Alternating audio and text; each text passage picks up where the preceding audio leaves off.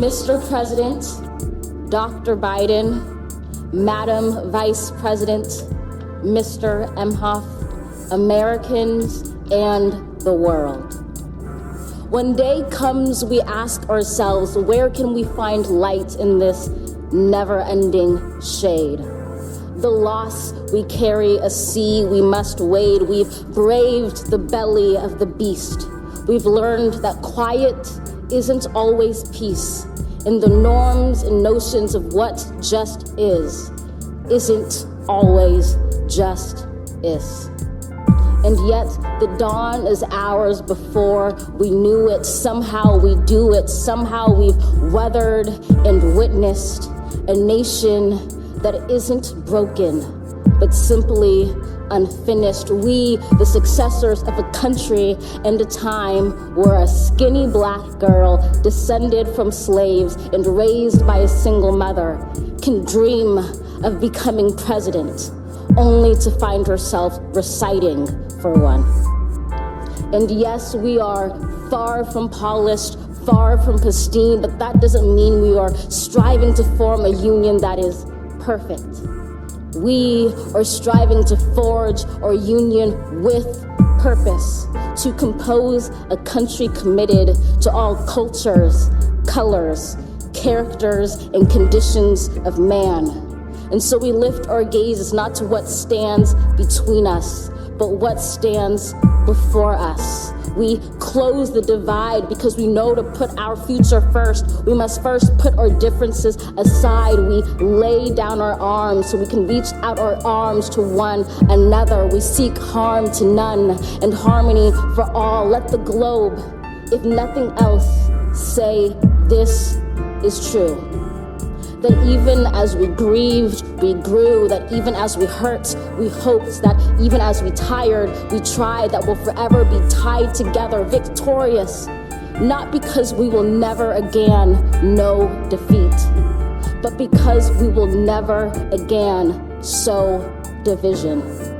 Scripture tells us to envision that everyone shall sit under their own vine and fig tree, and no one shall make them afraid. If we're to live up to our own time, then victory won't lie in the blade, but in all the bridges we've made. That is the promised glade, the hill we climb, if only we dare it. Because being American is more than a pride we inherit.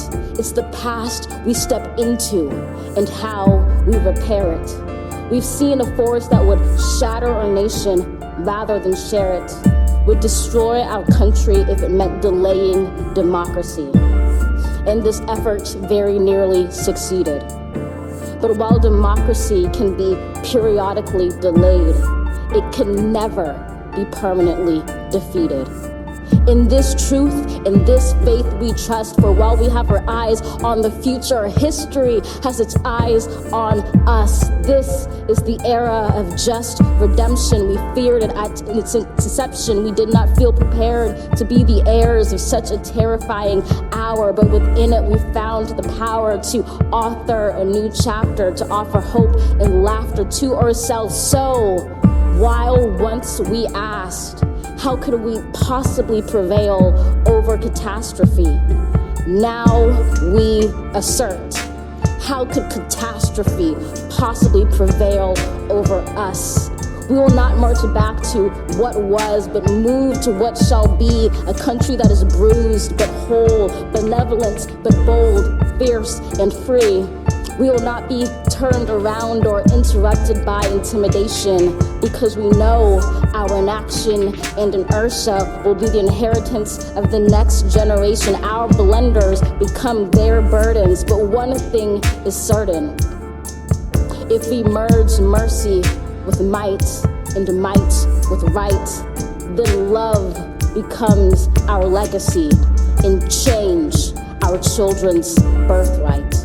So let us leave behind a country better than the one we were left. With every breath from my bronze-pounded chest, we will raise this wounded world into a wondrous one. We will rise from the gold-limbed hills of the west. We will rise from the wind-swept northeast, where our forefathers first realized revolution. We will rise from the lake-rimmed cities of the Midwestern states. We will rise from the sun-baked south. We will rebuild, reconcile, and recover in every known nook of our nation, in every corner called our country. Our people, diverse and beautiful, will emerge battered and beautiful. When day comes, we step out of the shade of flame and unafraid. The new dawn blooms as we free it.